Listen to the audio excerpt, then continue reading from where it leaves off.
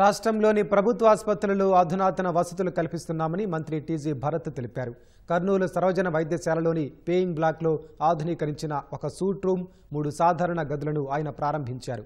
PPP విధానం వల్ల ప్రజలకు ఎంతో మేలు జరుగుతుందని మంత్రి చెప్పారు. ప్రతిపక్షాలు అనవసర రాద్ధాంతం చేస్తున్నాయని విమర్శించారు. 41 లక్షల రూపాయల సిఎస్ఆర్ ఫండ్స్తో వీటిని ఆధునీకరించామని కలెక్టర్ సిరి వివరించారు.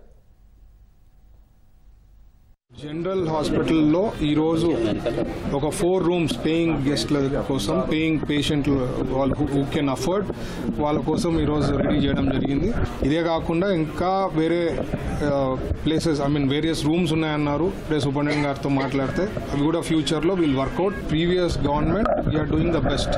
సో ఎక్కడ వీళ్ళు ఊరికే డైవర్ట్ చేసేదానికి దానికి పాలిటిక్స్ని ఏదో అడ్డం పెట్టుకొని ఏదో ట్రై చేస్తున్నారు. But public are aware. దీని నుంచి పీపీపీ మోడల్లో మిగతా హాస్పిటల్స్ ఏ రకంగా డెవలప్ చేస్తున్నాం మీకు అర్థమవుతుంది. ప్రీవియస్ గవర్నమెంట్ చేసిండే దానికి దాదాపు ఇప్పుడు మేము అవన్నీ కంప్లీట్ చేసేకి 5,000 కోట్లు ఎక్స్ట్రా బర్డన్ పడతాం. మినిస్టర్ గారి సహాయంతో 41 lakhs ఈ పేయింగ్ బ్లాక్ కోసం సిఎస్ఆర్ కింద మినిస్టర్ గారు హెల్ప్ చేశారు. సో కొంచెం రీజనబుల్ రేట్, అంటే ఎఫర్ట్ చేయగలిగే వాళ్ళకి మంచి రీజనబుల్ రేట్లో ఈ సూట్ రూమ్ అండ్ ఆ 3 రూమ్స్ కూడా అవైలబుల్గా చేస్తాం.